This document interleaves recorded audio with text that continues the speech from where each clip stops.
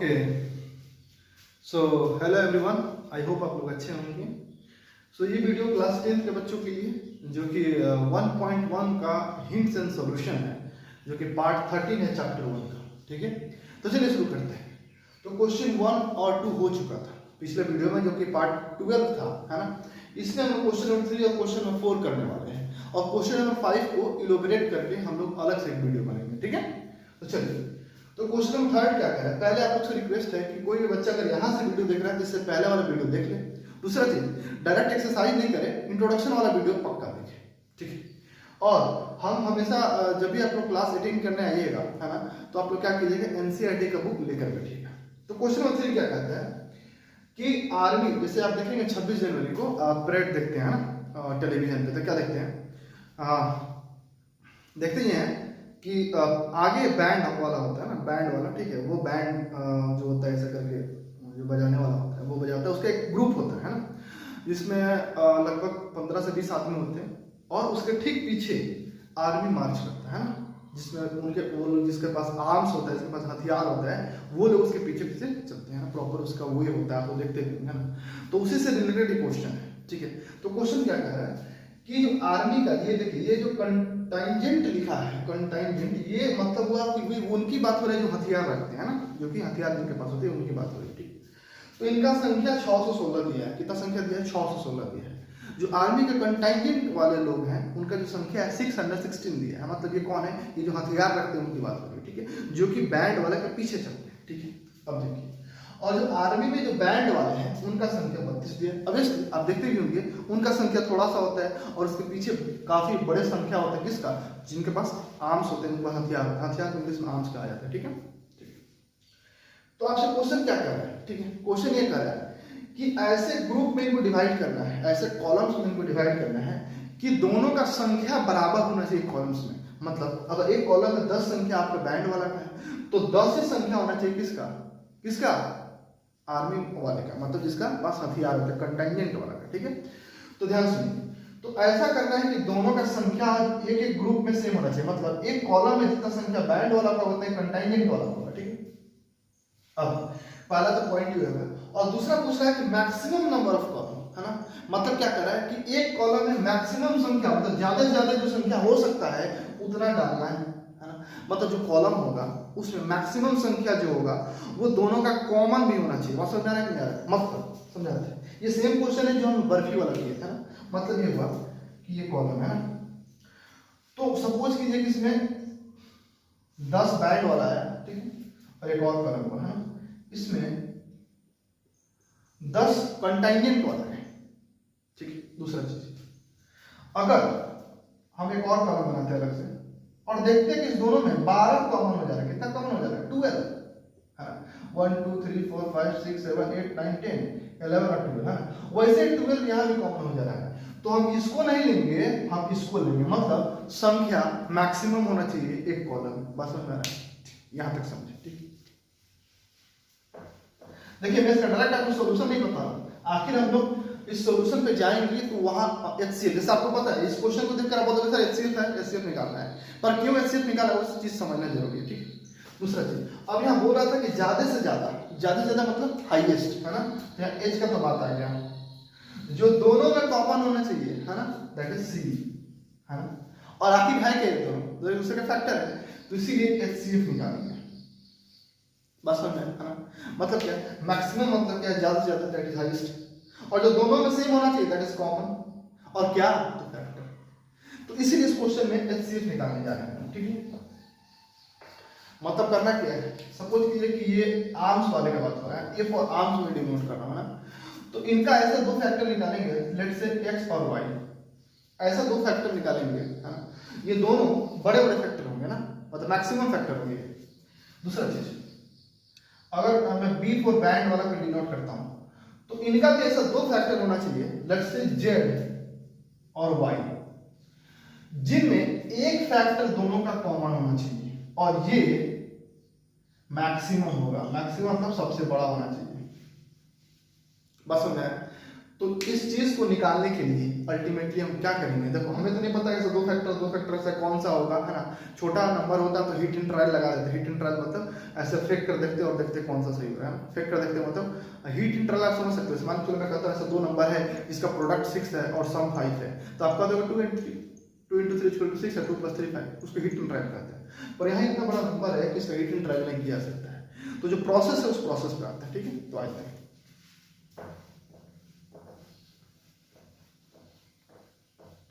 Algebra का जो classes आएगा मैथ बूस्टर में, वहां पे आपको हिट एंड ट्रायल पे बहुत सारा क्वेश्चन कराया जाएगा, ठीक है। अब देखिए मतलब क्या करना है, आपको क्या करना है, चूज करना है कि ए कौन होगा और बी कौन होगा। आपको पता है कि ए कौन होगा, बड़ा वाला ए होता है और छोटा वाला बी होता है ना। अब क्या लिखोगे, अकॉर्डिंग टू, है ना, यूक्लिड डिवीजन लेमा, है ना, क्या करोगे 616 is equal to 32 into something plus something. अब ये समथिंग प्लस समथिंग क्या होगा, इसके लिए रफ करना पड़ेगा तो कीजिए, है ना। 32 616, बहुत सारा तरीका है एचसीएफ निकालने के लिए, लेकिन आपको जो मेथड पढ़ना है उसी मेथड से सॉल्व करेंगे, है ना। एग्जामिनेशन में अगर कोई प्रॉपर मेथड नहीं लिखता है तो जो मेथड आपको आसान लगता है उस मेथड से कीजिएगा, ठीक है। आप यहाँ प्राइम फैक्टराइजेशन भी कर सकते हैं, पर चूंकि ये चैप्टर आपका यूक्लिड डिवीजन लेमा का है, यूक्लिड डिवीजन एल्गोरिथम का है, तो आप यूक्लिड डिवीजन एल्गोरिथम लगाओ, ठीक है। देखो प्रोसेस तो आपका यूक्लिड डिवीजन लेमा का हो रहा है, लेकिन काम आपका एल्गोरिथम का, इसलिए यूक्लिड डिवीजन एल्गोरिथम लिखोगे, ठीक है। 1 टाइम 32, है ना, बिल्कुल सही बात है। 9 और ये हो जाएगा 2, हाँ, और ये हो जाएगा 6। सर आप इसको 2 टाइम क्यों नहीं ले गए, अगर 2 टाइम ले जाएंगे तो वो कितना हो जाएगा 64, जो कि 61 से ज्यादा है, इसीलिए 1 टाइम ले जाएंगे, ठीक है। चलिए मिटाते हैं। और डिवाइड का आपको बहुत सारा तरीका रिलेट करना सिखाया गया है। अब देखिए क्या करेंगे, अपने मन में क्या करेंगे, हम इस 2 को गायब कर देंगे, वैसे 6 को गायब कर देंगे, हाँ।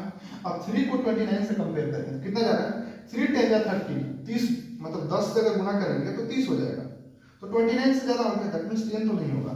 तो अब इसलिए यहाँ 9 हो सकता है या फिर 9 से छोटा हो सकता है, तो पहले 9 लगा के देखते हैं, अगर 9 पे काम बन गया ठीक है, तो 9 से छोटा होगा, दैट इज 8 होगा, तो पहले 9 लगाइए, 9 दूनी 18, 1 27 और 28, है ना। 9 2 से 18, 27 और 28, सिंपल, मतलब ये 8 9 टाइम जा रहा है ना, कितना टाइम जा रहा है बाबू, 9 टाइम जा रहा है, ठीक है। तो दैट इज 9 288, कितना आएगा 8, बस 8 ही आएगा, है ना। तो हमें क्या मिला 32 इंटू 19 प्लस 8। चलिए यहाँ तक नोट डाउन कीजिए, फिर मुझे इसे मिटाना पड़ेगा, ठीक है। तो देखो, तो सर जैसे कि देखो हर किसी के पास अलग अलग मेथड होता है डिवाइड करने का, पर ये मेथड ऊपर इसलिए है ना ताकि आप इसको रिलेट कर पाओगे, है ना। अगर सपोज यहाँ पे 3 डिजिट होता है, इससे बड़ा कोई डिजिट आता, यहाँ पे कोई बड़ा डिजिट होता है 3 डिजिट का, तो अगर पूरा 32 का तो टेबल आपको याद नहीं ना, देखो हम लोग क्या करते हैं अल्टीमेटली इसका टेबल पढ़ते हैं, 31 जा 32 है ना, 32 9 जा 288, तो 32 का टेबल तो किसी को याद नहीं है ना, इसीलिए हम क्या करते हैं कि जिसका टेबल पता है, मुझे 3 का टेबल पता है, तो मैं 2 को हटा दूंगा और 3 से कंपेयर करके यहाँ पे देख लूंगा। तो अगर मैं यहाँ से एक डिजिट हटा रहा हूँ तो यहाँ से मुझे एक डिजिट को हटाना पड़ेगा, हाँ, मन में हटा, तो डिलीट नहीं करना है, मन में हटाना, बात समझ आ रहा है। और जब मन में हटाओगे तो मुझे पॉसिबिलिटी मिलेगा, क्या पॉसिबिलिटी मिलेगा, तो या तो ये 10 बार जाएगा तो 30 हो जाएगा, तो 10 तो नहीं हो सकता है सर, यानी इसका आंसर या तो 9 नहीं तो 8 होगा, सिंपल, है ना। तो पहले 9 से मल्टीप्लाई करके देख लेंगे, छोटा आ रहा है तो शूट करके, है ना, इससे छोटा ही होना चाहिए तो आंसर आ गया, अगर नहीं छोटा आता बड़ा आ जाता तो फिर 8 से मल्टीप्लाई करते हैं, बात समझ आ रहा है। तो ये सब डिवाइड करने का डिफरेंट वेज है ना, वो सब आपको मैथ बूस्टर क्लासेस में बताया जाएगा। इससे बड़ा बड़ा डिवाइड होगा तो उसको कंपेयर करके वहां से निकाल सकते हो। अब चलिए, मैंने क्या बताया था कि रिमाइंडर हमें 0 चाहिए, नहीं है 0, जिस स्टेप में भी 0 आ जाएगा उस स्टेप हमारा लास्ट स्टेप होगा, तो यहाँ 0 नहीं है, दैट मींस हमको आगे जाना पड़ेगा। अब क्या होगा बाबू, 32 यहाँ आएगा, ये 8 यहाँ आएगा, इनटू समथिंग प्लस समथिंग, और आपको पता है इसलिए तो मुझे डिवाइड करने की आवश्यकता नहीं है, 32 कितना होगा 8 4 जा 32 होगा ना, और ये 0 हो गया। क्या बताया था याद कीजिए कि जिस स्टेप में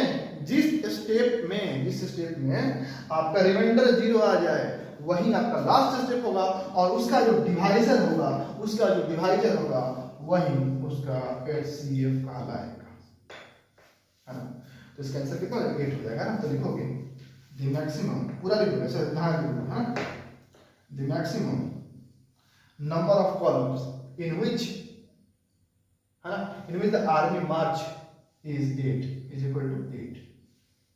ठीक है, चलिए और एक और इंफॉर्मेशन आपको देना जरूरी है, ये 8 जो है HCF केवल इसी का नहीं है, मतलब किसका 6 और 16 और 32 का ही नहीं है, 32 और 8 का भी HCF कितना होगा, 8 होगा। ठीक है, ये सब आप जानते हो, अगर आप Euclid division lemma Euclid division algorithm का क्लास की हो तो आपको पता होना चाहिए। चलिए जल्दी से नोट डाउन कीजिए यहाँ पे पहले।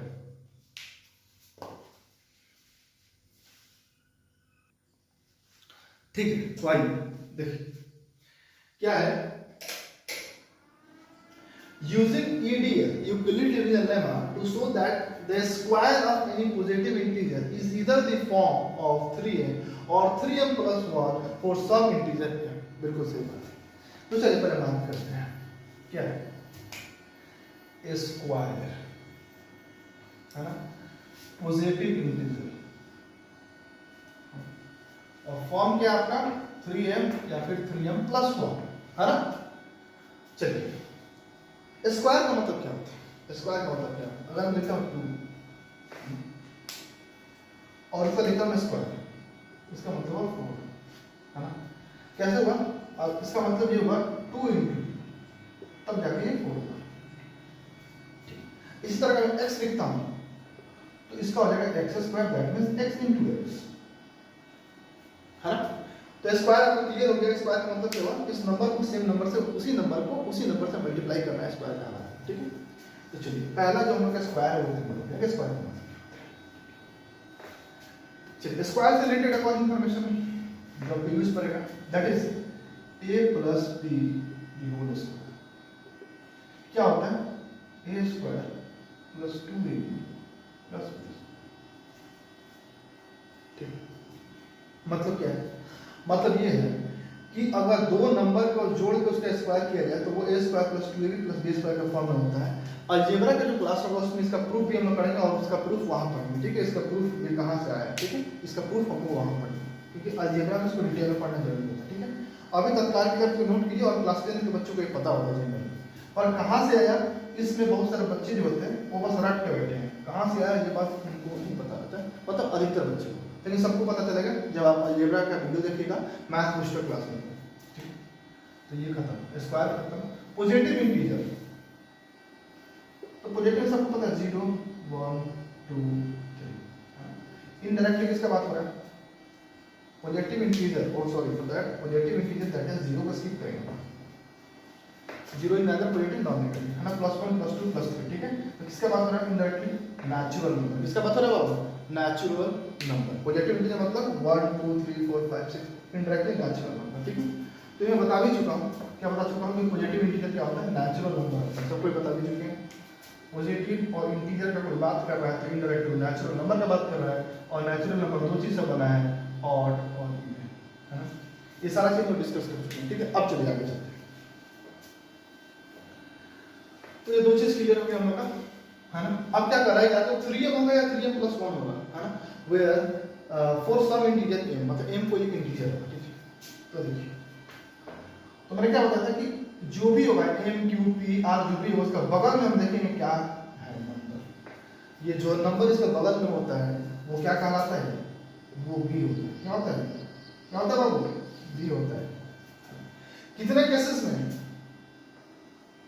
95% केस में उसे b मानते हैं, और जो 5% का केस है जिसमें b नहीं मानते हैं वो कौन सा है, वो इसके बाद वाला क्वेश्चन नंबर 5, है ना। मैंने बताया था कि 5% ऐसा केस होगा जहां वो 5% ऐसा केस होगा जहां बी नहीं मानेगा उसके बगल वाला, मान सकते हैं पर क्वेश्चन कॉम्प्लिकेटेड हो जाएगा।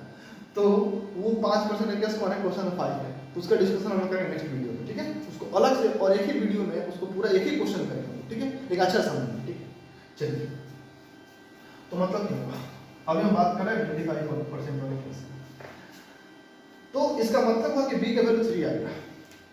3 के अलावा देखो ये 3 ही क्यों है, 3 के अलावा 3 का और कोई भी फैक्टर हो सकता है 1 के अलावा। तो 3 का फैक्टर क्या होता है, 1 और 3 होता है, इसलिए 1 तो लेंगे नहीं, इसलिए 3 लेंगे। अगर ये 6 होता, इसका फैक्टर 1 2 3 होता और 6 होता, है ना, तो हम 1 छोड़ देते। अगर कोई इवन का बात आता तो ये 2 भी ले सकते हैं, और क्या आता था तो 3 लेते हैं, और नहीं तो 6 ले लेते हैं। तो ये सब सीखेंगे, वो जो 5% वाला केस है ना वहाँ सीखेंगे, है ना। तो इसको छोड़ दीजिए, वो 5% का केस कहाँ है, नेक्स्ट क्वेश्चन में। तो पहले इस क्वेश्चन को सॉल्व करते हैं। दैट मीन्स हमें क्या मिल गया, हमें b का वैल्यू मिल गया 3। चलिए तो क्या लिखोगे, let a be any positive, है ना, इंटीजर। मैंने मान लिया कि कोई a है जो एक पॉजिटिव इंटीजर है, एंड b इक्वल्स टू 3 और b 3 के बराबर है, क्योंकि मैं क्वेश्चन से देख लिया ये b इक्वल टू 3 आज कंपेयर, है ना। दैट मींस हमने क्या किया, 3 से डिवाइड किया a को, और ये क्या है, पॉजिटिव इंटीजर है। तो जैसे ही आप a को डिवाइड करोगे तो ये q टाइम कोई क्वेश्चन का आएगा और नीचे कुछ r रिमाइंडर आएगा, है ना, है क्या। अब क्या लिखोगे, according to Euclid division lemma, according to Euclid division lemma a equals to bq plus r, that means a equals to b is 3q plus r, और ये आपका इक्वेशन 1 होगा। ठीक है, जल्दी से आप नोट डाउन कीजिए। जब भी नोट डाउन करने के लिए कहा जाए वीडियो को पॉज कीजिए, नोट डाउन कीजिए। ठीक है,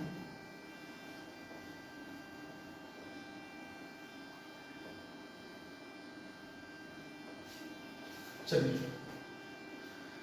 अब अगर आप 3 से किसी को डिवाइड करें तो रिमाइंडर का क्या केस बनता है, रिमाइंडर 0 से लेकर और b से छोटा होगा, b कितना है 3, मतलब 0 हो सकता है, 1 हो सकता है और 2 हो सकता है।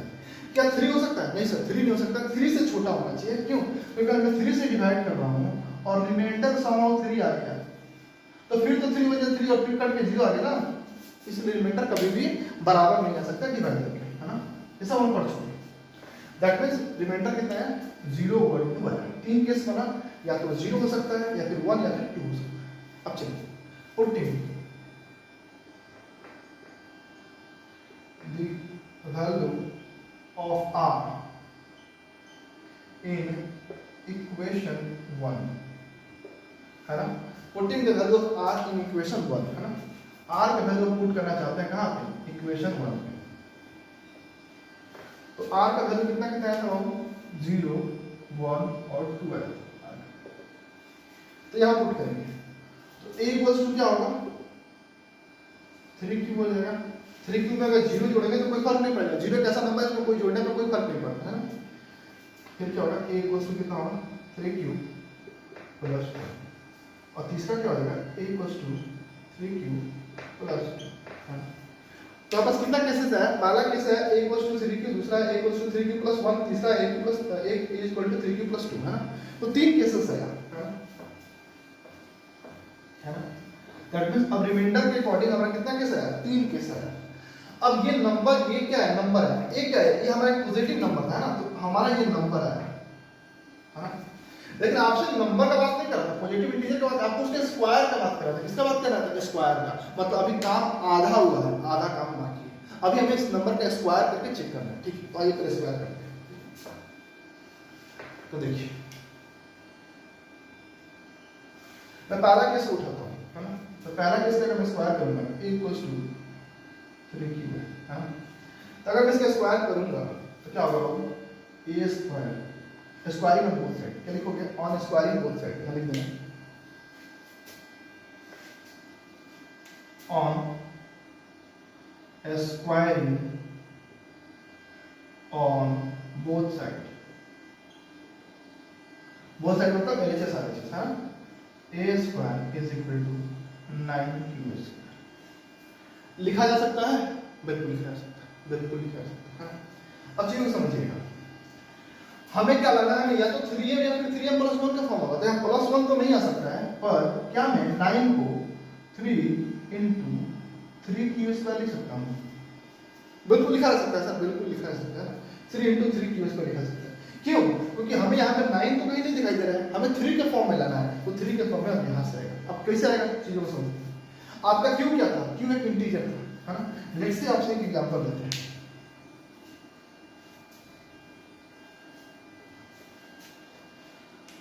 क्यू एक इंटीजर है, मैं एक इंटीजर लेता हूँ 4, है ना।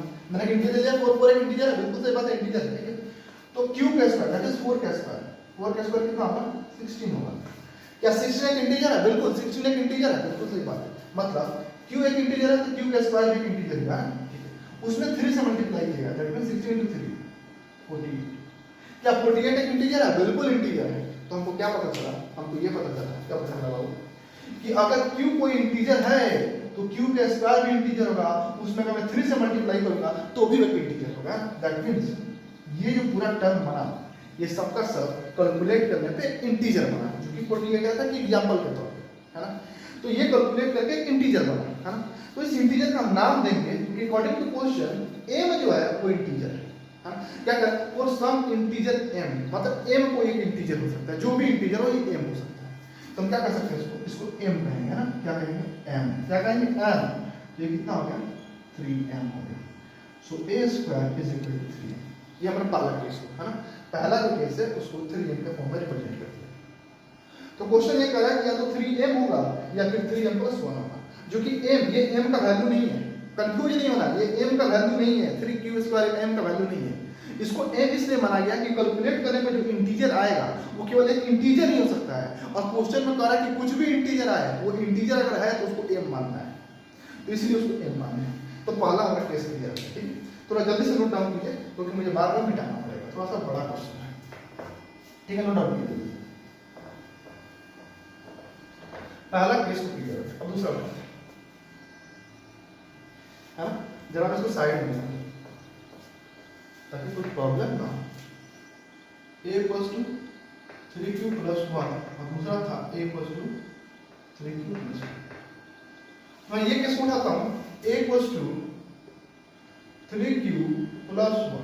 क्या करेंगे, ऑन स्क्वायरिंग, है ना, on squaring on both side. Both side मतलब LHS और RHS, है ना। अब देखो क्या करेंगे, ये a² हो जाएगा और ये 3q + 1 का होल स्क्वायर होगा। तो अभी आपको a + b का होल स्क्वायर बताया गया था, इसीलिए बताया गया था कि इसका यूज था। तो क्या होता है, a² that is 3q² + 2ab that is 2 * 3q * 1 + b² that is 1 का स्क्वायर। सॉल्व कीजिए, 3 का स्क्वायर 9 होता है और q का स्क्वायर q² हो जाएगा। 3 * 6 6 * 1 6, तो 6q हो जाएगा और +1। बिल्कुल सही बात। तो पहले यहां से देखिए, अब समझते हैं। जो 9q² है वो तो एक इंटीजर आया था ना। क्या बोल रहे थे कि अगर q कोई एक इंटीजर है तो उसमें कोई भी कांस्टेंट से मल्टीप्लाई कीजिएगा तो इंटीजर होगा, जैसे कि आपको वहां प्रूफ किया था। फिर से प्रूफ कर देते हैं। मैं कोई एक इंटीजर लेता हूं 2, हां ले सकते हैं, बिल्कुल 2 ले सकते हैं। तो 2 का स्क्वायर कितना होगा सर, तो 2 का स्क्वायर 4 होगा, है ना। अगर ये मैंने क्या किया, मैंने q मान लिया है 2 का स्क्वायर 4 होगा, दैट इज ये 4 होगा। अगर मैं 4 से 9 में मल्टीप्लाई करूंगा तो कितना हो जाएगा 36, और 36 क्या है, 36 भी एक इंटीजर है। दैट मींस 9q² एक इंटीजर हुआ, हां दैट मींस ये एक इंटीजर हुआ। q क्या है, q एक इंटीजर है, तो उसमें 6 से मल्टीप्लाई करेंगे तो क्या होगा, वो भी एक इंटीजर होगा ना। मैं अगर मानता हूं 2 एक इंटीजर है तो 2 में अगर मैं 6 से मल्टीप्लाई करूंगा तो 12, और 12 भी एक इंटीजर है, बिल्कुल सही बात है, 12 एक इंटीजर है। दैट मींस ये भी एक इंटीजर होगा। अगर मैं इंटीजर और इंटीजर को जोड़ता हूं तो दोनों के बीच में प्लस का साइन है ना, तो 36 और 12 कितना हो जाएगा, तो 48 हो जाएगा। ये 48 क्या है, 48 भी एक इंटीजर है, बात समझ रहा है। देखिए चीजों को समझिएगा, मतलब क्या किया हमने, पहले इसको देखा कि इंटीजर हो रहा है कि नहीं, तो बिल्कुल इंटीजर हो रहा था। फिर मैंने इसको चेक किया कि इंटीजर हो रहा है कि नहीं, तो ये भी इंटीजर हो रहा है। अब मैंने दोनों को जोड़ दिया, और दोनों को जोड़ के चेक किया कि इंटीजर आ रहा है कि नहीं, तो दोनों को जोड़े तो 48 आ रहा है, जो कि 48 भी एक इंटीजर है ना, 48 भी एक इंटीजर है। दैट मींस इस दोनों को जोड़ने पे जो रिजल्ट आया वो भी एक इंटीजर आया। तो यहां तक बात समझ है, मतलब क्या है, जब इस दोनों को ऐड किया गया है ना, दोनों को ऐड किया गया तो 48 आया, जो कि एक इंटीजर है। बिल्कुल सही बात है। तो चलिए समझते हैं। देखो इतना एलोबरेट करके इसीलिए बताया जा रहा है एक ही क्वेश्चन को, ताकि पूरा पानी की तरह क्लियर हो जाए, ठीक। दैट मीन्स क्या कि इस दोनों को जब आप सॉल्व कीजिएगा, इस दोनों को, तो एक इंटीजर आएगा। क्या आएगा? एक इंटीजर आएगा। तो देखिए मैं क्या करता हूँ, इस दोनों में से 3 कॉमन लेता हूँ। क्या कॉमन लेता हूँ? 3। अगर मैं दोनों में से 3 कॉमन लूंगा तो ये क्या बचेगा? 3q² प्लस 2q बचेगा, है ना। और एक प्लस 1 साइड रखते हैं, है ना। तो ये एक इंटीजर था, अभी आपको सॉल्व करके दिखाया गया, इंटीजर होगा ना। मतलब कोई q इंटीजर है तो उसका स्क्वायर करेंगे तो भी एक इंटीजर होगा, और उसमें कोई कांस्टेंट नंबर से मल्टीप्लाई करेंगे, 3 4 5 किसी से मल्टीप्लाई करेंगे तो एक इंटीजर होगा। उसमें अगर यहाँ भी एक इंटीजर है, q एक इंटीजर है, उसमें 2 से मल्टीप्लाई करेंगे तो एक इंटीजर होगा, और दोनों को जोड़ेंगे तो इसका रिजल्ट भी एक इंटीजर होगा, है ना। तो अगर जब आपके सामने एलिब्रेट करके दिखाया गया एग्जांपल के साथ, ठीक है, तो अगर ये इंटीजर होगा तो इसका कुछ नाम होगा। तो ये जो भी इंटीजर आएगा, कोई भी इंटीजर आएगा जोड़ के, सपोज कि कोई भी इंटीजर ही आया, जो भी इंटीजर है बस ये पता होना चाहिए कि इंटीजर आ रहा है। तो अगर ये इंटीजर आ रहा है तो उसका नाम क्वेश्चन में कह रहा है कि m ही लेना है। क्या लेना है? सम इंटीजर m, आपको हर केस में m ही लेना है। तो जो भी कैलकुलेट करके इंटीजर है मैं उसको m मानूंगा। क्या मानूंगा? m। तो 3 × m दैट इज 3m और प्लस 1 तो एक्स्ट्रा में है तो प्लस 1, तो a² = 3m + 1, है ना। तो जो दूसरा केस था वो हमारा प्रूफ हो चुका है ना। क्या प्रूफ हो चुका है कि वो नंबर या तो 3m के फॉर्म में हुआ या फिर 3m + 1 के फॉर्म में हुआ। तो 2 केस हम लोग प्रूफ कर चुके हैं, और लास्ट केस पर आइए तो पहले इसको नोट डाउन करिए, ठीक है, जल्दी से।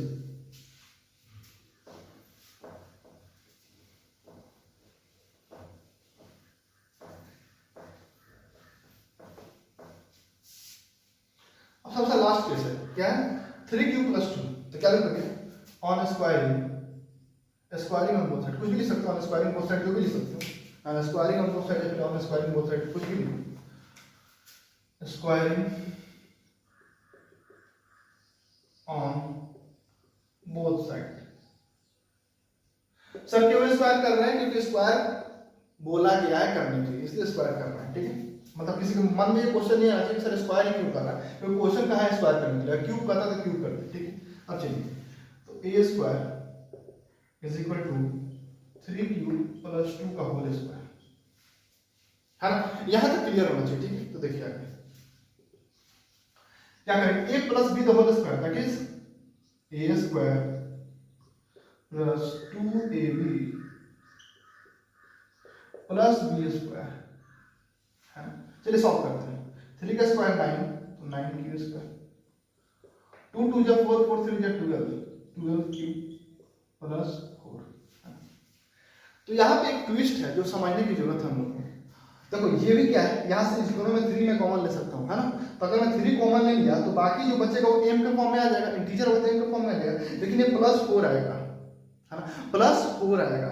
और हमें प्लस में 4 कहीं दिखाई दे रहा है? नहीं दिखाई दे रहा है, +1 दिखाई दे रहा है। तो कुछ तो करना पड़ेगा। तो क्या करना पड़ेगा? चीजों को समझते हैं।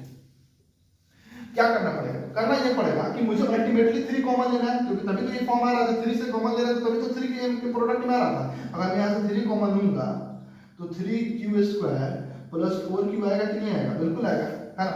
तो मैं इसे m मान लूंगा, आपके सामने प्रूफ करके दिखा दूंगा कि m है, 3m हो गया। लेकिन 3m + 4 हो जाएगा, है ना। और +4 नहीं लेना, +1 लाना है, तो कुछ तो करना पड़ेगा ना। तो हमको अल्टीमेटली 3 कॉमन लेना है। तो क्या सोचिएगा, जरा सा सोचिएगा, फिर बताइएगा कि बात सही है कि गलत है। क्या मैं एक स्टेप और लिखता हूं, ध्यान से देखिएगा। 9q² + 12q + 3 + 1। क्या मैं 4 को 2 पार्ट में डिवाइड कर सकता हूं 3 + 1 के फॉर्म में? बिल्कुल कर सकते हैं सर, 3 + 1 4 ही होता है, बिल्कुल कर सकते हैं। अब चीजों को आपको दिखाई नहीं दे रहा है तो प्रूफ हो गया, है ना। क्यों? क्योंकि 3 और 1 में टूट गया। अब मैं इसमें से, यहां से और यहां से, है ना, इसमें से मैं 3 कॉमन ले लूंगा, है ना। सब में 3 कॉमन ले लेंगे, सब में 3 कॉमन ले लेंगे, तो बाकी आपका 3m + 1 आ गया। देखिए 3 कॉमन लेंगे तो 3 बाहर आएगा, 3q² + 4q + 1, और यहाँ पे +1 बाहर से, है ना। ये तो +1 वहां से कुछ कॉमन है, उसको बाहर छोड़ दिया गया है। अब बताइए, अगर q कोई इंटीजर है तो उसका स्क्वायर एक इंटीजर होगा, उसमें 3 से मल्टीप्लाई करेंगे तो भी एक इंटीजर होगा। लेट्स से मैं एग्जांपल लेता हूं 2, 2 का स्क्वायर कितना होगा? 4, 4 × 3 कितना होगा? तो 12, 12 भी एक इंटीजर है ना। अगर मैं 3 में 4 से मल्टीप्लाई करूंगा तो कितना होगा? ये भी 12 ही आ रहा है, तो ये भी एक इंटीजर हुआ, और +1। अगर मैं सबको जोड़ता हूं तो 25 आएगा, है ना। और 25 भी एक इंटीजर, दैट मींस मैंने पहले इसको इंटीजर निकाला, ये भी एक इंटीजर आया, ये भी एक इंटीजर आया, और ये तो इंटीजर है ही। इस तीनों के जब जोड़े हैं तो भी इंटीजर आ रहा है। देखिए आपके सामने एक एग्जांपल इसीलिए बता दिया जाता है ताकि दिमाग खुल जाए ना। एग्जांपल इसीलिए दिया जाता है ताकि देखो चीजों को अगर आप कंसेप्ट से सीखोगे और अगर कोई एग्जांपल से सीखोगे ना तो एग्जांपल एक प्रैक्टिकल हो गया तो काफी अच्छा समझ में आएगा। ठीक है, तो चलिए मतलब क्या है, मतलब ये है कि सर हम ये बात पता चल गया कि सबको जोड़ेंगे ना सॉल्व करके, है ना, तो एक इंटीजर ही आएगा। और कहीं भी कुछ भी इंटीजर आ रहा है तो उसका मात्र एक ही नाम है, इंटीजर आ रहा है। यस सर इंटीजर आ रहा है, तो अगर इंटीजर आ रहा है तो उसका नाम केवल एम ही हो सकता है। क्या हो सकता है? एम हो सकता है। तो क्या कर देंगे, इसको क्या मानेंगे? एम। क्या मानेंगे? एम। तो 3m और बाहर क्या बचा हुआ है? तो प्लस 1, तो a square is equal to 3m plus 1। Ultimately आपका जो फॉर्म था वो या तो 3m आया था पहला वाला केस में, दूसरा में भी 3m प्लस 1 आया था और तीसरा में भी 3m प्लस 1 आया, है ना। तो अल्टीमेटली आप कोई भी केस उठा कर रखोगे तो आपको या तो इसी दो फॉर्म में आएगा, या तो 3m आएगा नहीं तो 3m प्लस 1 आएगा। तो आपका एक क्वेश्चन प्रूफ हो चुका है। ठीक है, तो चलिए इसके अलावा इस वीडियो को यहीं तक करने देते हैं। नेक्स्ट वीडियो आएगा वहां पे हम लास्ट क्वेश्चन को अच्छा से डिस्कस करेंगे क्योंकि बहुत अच्छा क्वेश्चन है, वो 5% वाला केस है। ठीक है, तो चलिए thanks for watching this video, like share and subscribe the channel. Okay, bye bye.